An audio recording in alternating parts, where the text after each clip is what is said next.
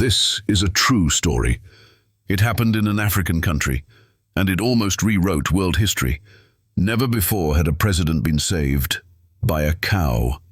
Not by bodyguards, not by high-tech equipment, but by a creature once thought to be useless, stuck in the mud, helpless, forgotten.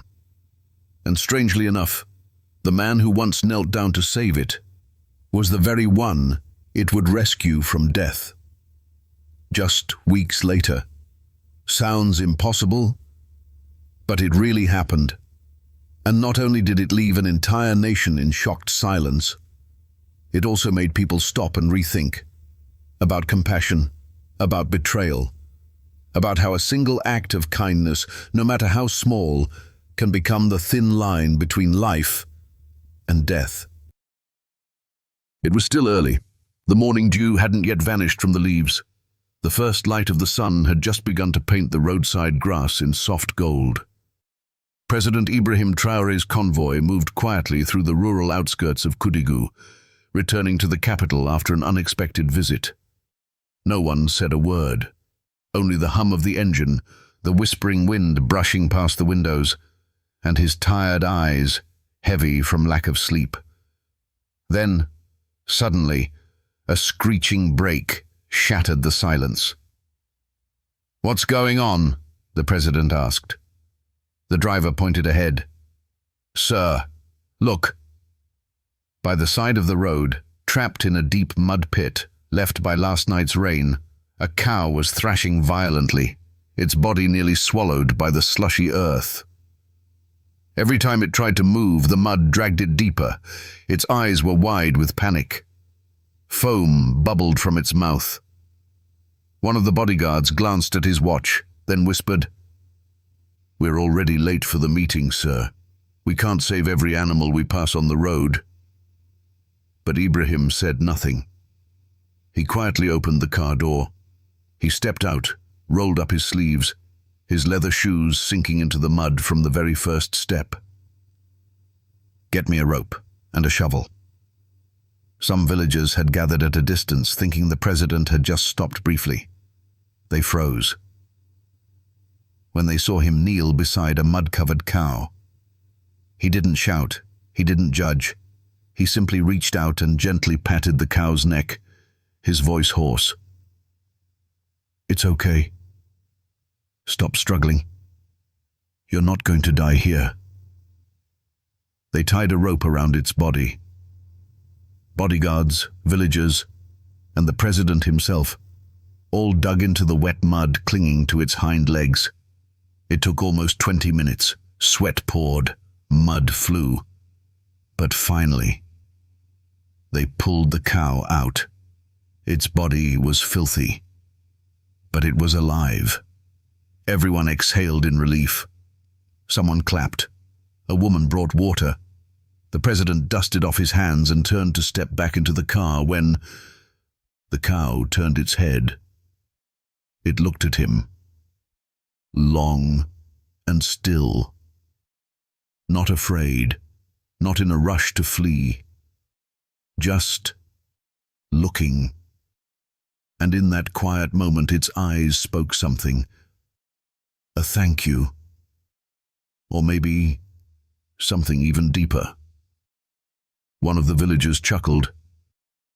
"Seems like it knows who saved it." Ibrahim said nothing.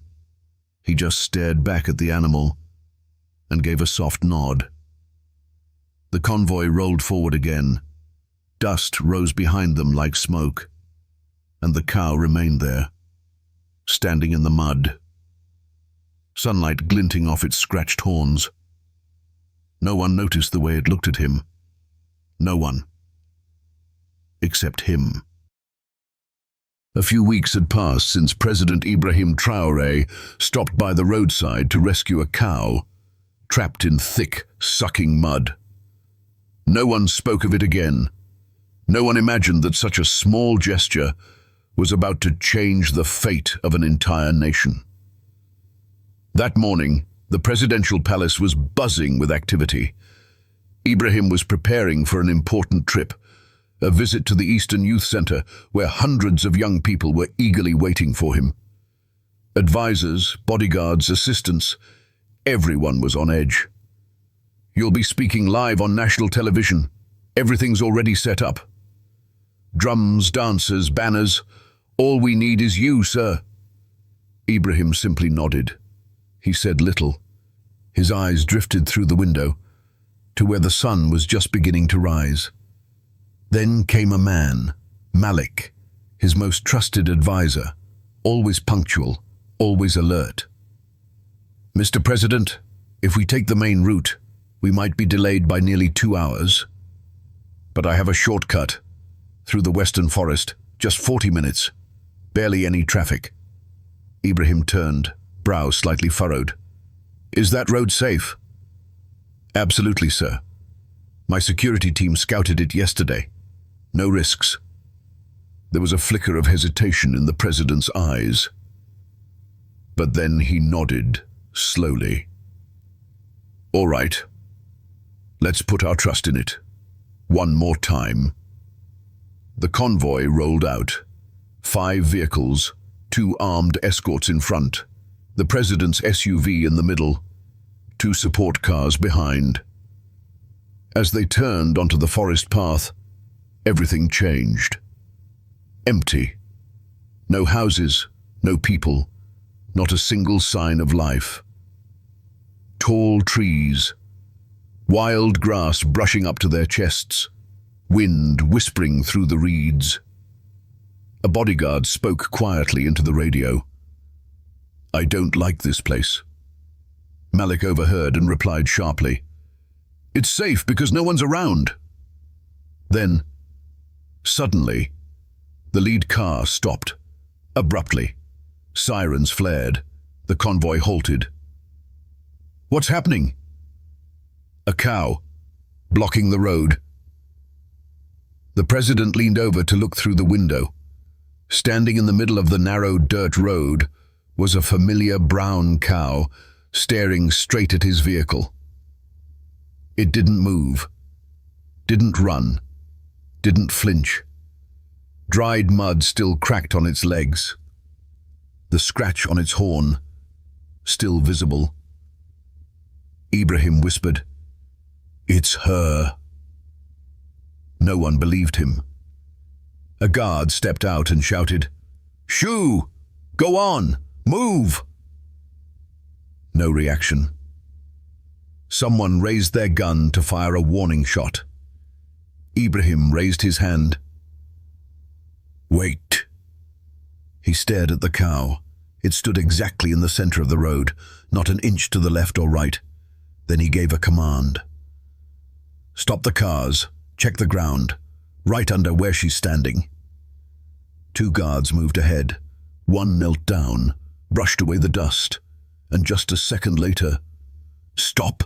Wire! It's a trap! There are mines!" The convoy exploded into chaos. The bomb squad rushed forward. 3 anti-tank mines had been hidden beneath the dirt, just 1 tire off course, and the entire convoy would have been obliterated. President Ibrahim stepped out of the vehicle. He stood silently, facing the cow, the same creature he had pulled from the mud just weeks before. And now, she stood between him and death. She looked at him, didn't move, didn't blink. No fear, no questions. And he simply nodded, slowly, like he understood everything. After the discovery of 3 landmines beneath the cow, the president's convoy did not move forward. Instead, they turned around, heading back to the capital in a silence so heavy it chilled the air. No one spoke. No one mentioned the youth center. The trip was cancelled. The schedule abandoned. President Ibrahim said nothing, but everyone could feel it. He was angry, very angry, and in that thick, suffocating silence, the only one still trying to act normal was Malik, the trusted advisor. and the very man who had suggested the shortcut. Maybe some rebel group planted those mines randomly. We were lucky. Truly lucky. He spoke with a forced smile, wiping sweat from his brow, despite the air-conditioned car. No one answered. No one looked at him. Only the president. Eyes locked on the window, his silence harder than stone. Meanwhile, back in the forest where the cow had stood guard, Karim, the chief of security, and the technical team were sweeping the scene again. A soldier called out, "Commander, we've got fresh footprints, just at the edge of the trees, deep, the soil's still soft, no more than 10 hours old." Karim crouched down, tapped the earth lightly, frowning. Recently placed, almost exactly when the convoy passed through. Landmines don't grow from the ground. Someone knew the president would take that road. When the escort returned to the palace, a special technical team, under emergency orders, began inspecting every vehicle in the convoy. A technician found a small device hidden beneath the passenger seat of the president's SUV. It was a satellite relay transmitter, the kind that can send real-time GPS coordinates. The report was immediately sent to the president's office. "Sir, this device has been transmitting location data non-stop since the moment your convoy left the palace. It was transmitting to the exact location where the mines were discovered." At that same moment, a logistics officer under Malik's command, named Raho, was caught trying to transmit encrypted data via satellite. When questioned, he stammered, I was just following internal instructions." "Whose instructions?" I can't say."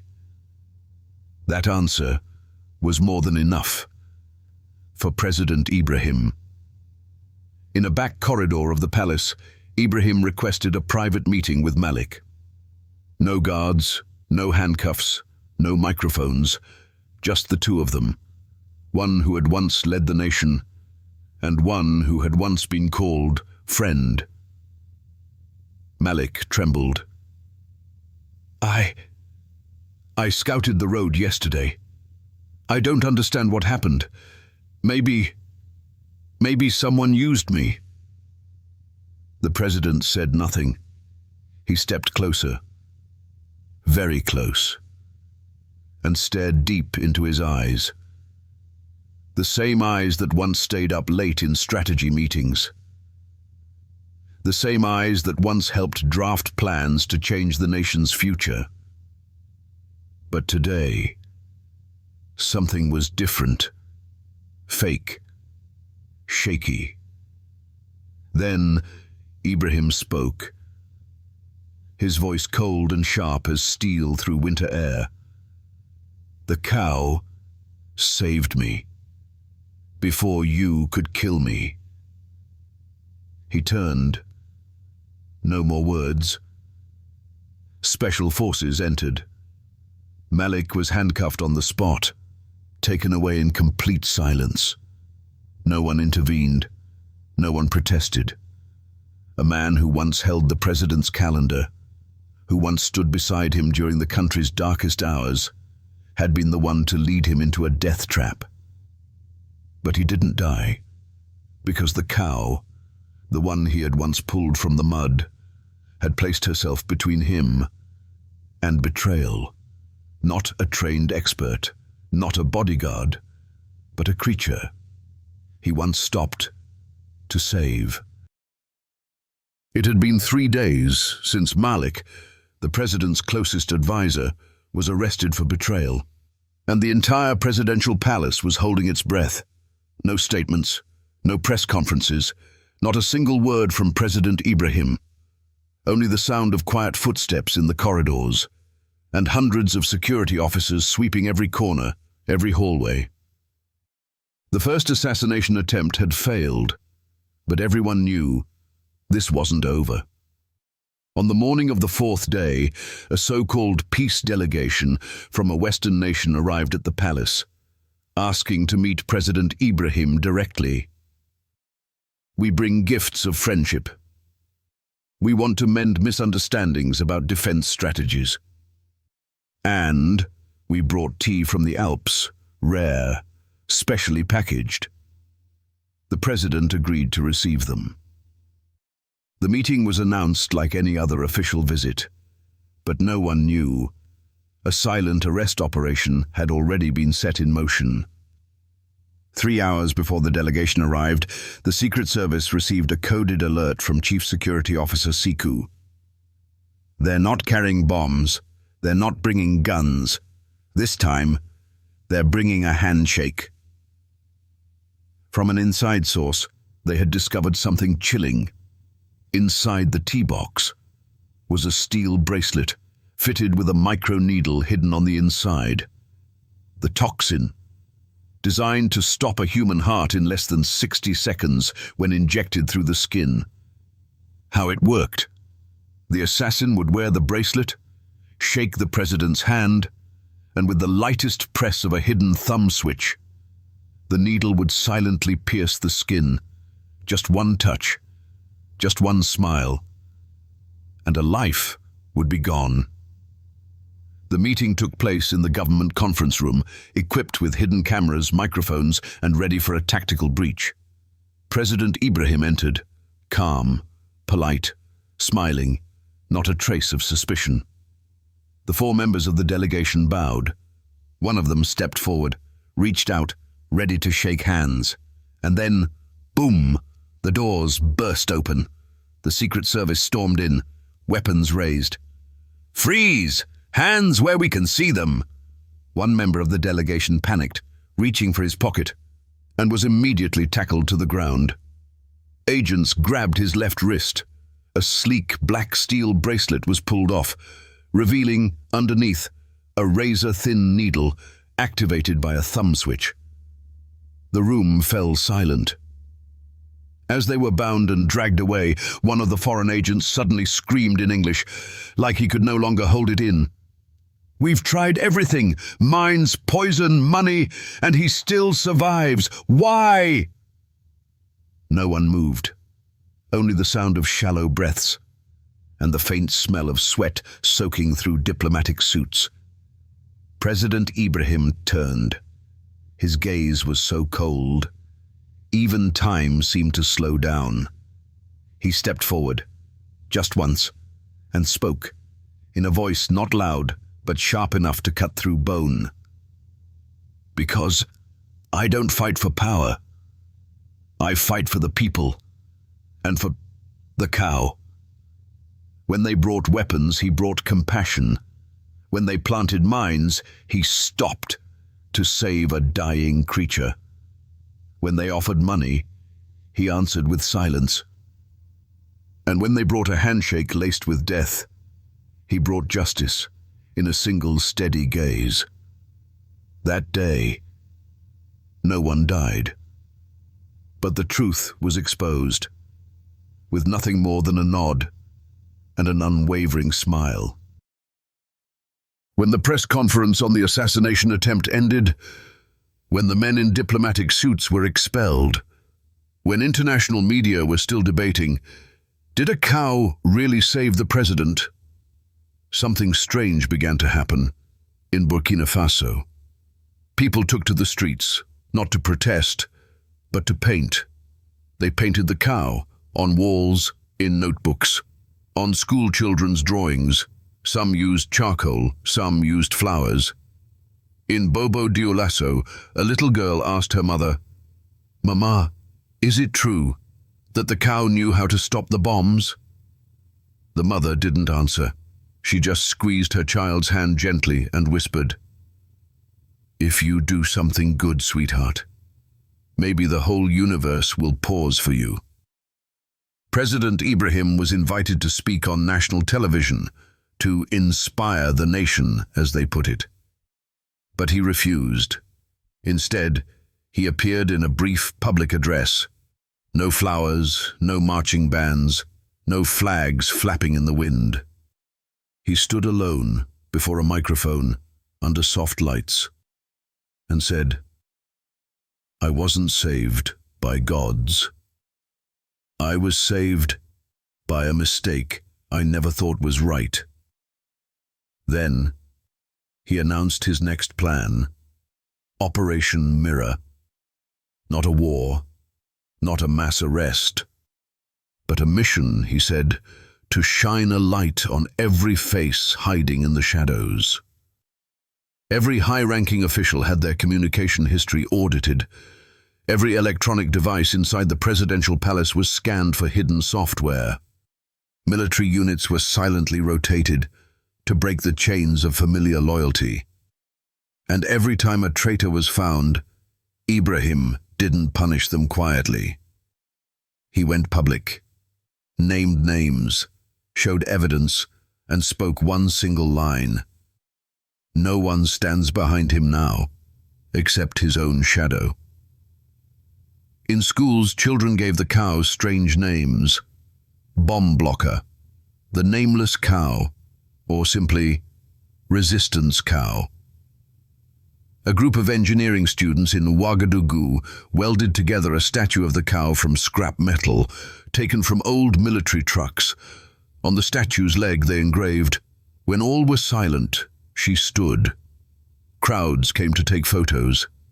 No one laughed, no one joked. That statue was more than a symbol. It was faith. That night, in a quiet office lit by nothing but warm yellow light, President Ibrahim opened his personal notebook and wrote a single line. When you save a life that seems useless, sometimes it saves your ideals in return. He put the pen down. No signature. People called him a hero. They called him the man who survived 1,000 plots. But across marketplaces, tea stalls, machine shops, and schools, they called him by a name far simpler, yet more cherished than all the rest.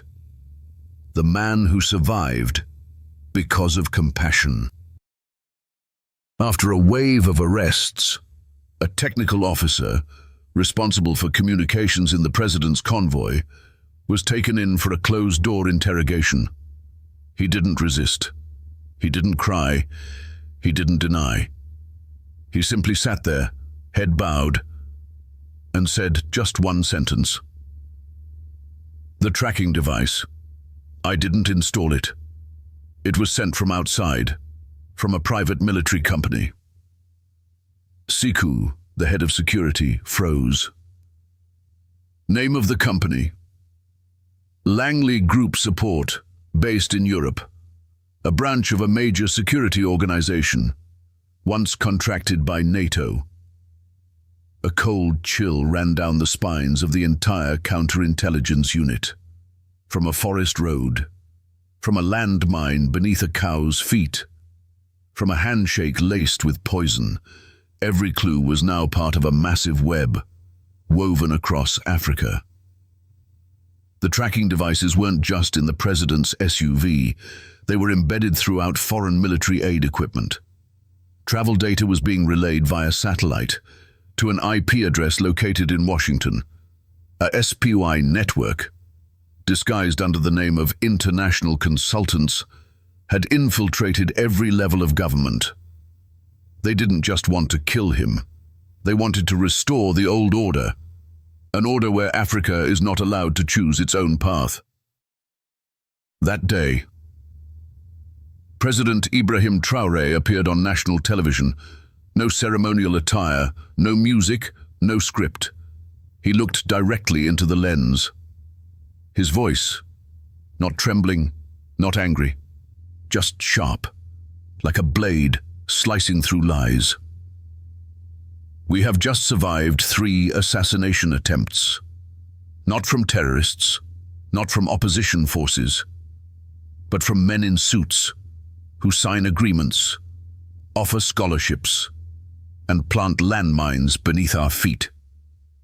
Even if I have nothing, I still carry what they fear most, a creature that cannot be bought." He paused, then spoke slowly, every word clear as fire. "That cow couldn't speak, couldn't argue, but it stood exactly where I needed it to. That afternoon, the sunlight turned soft. The skies over Ouagadougou were unusually clear. The president left the cabinet room. No convoy, no guards. Alone. He walked to the back garden of the presidential compound, where a life-size statue of the cow had just been completed, forged from scraps of armored vehicles. No flowers, no flags, no slogans. Just him and her. He stood there, in silence. His eyes met the statue's steel gaze, the same eyes that had once been caked in mud, once filled with panic, and yet had stood between him and death, a moment that couldn't be bought, couldn't be rewritten, only lived. A nation stands because of a life that many once overlooked.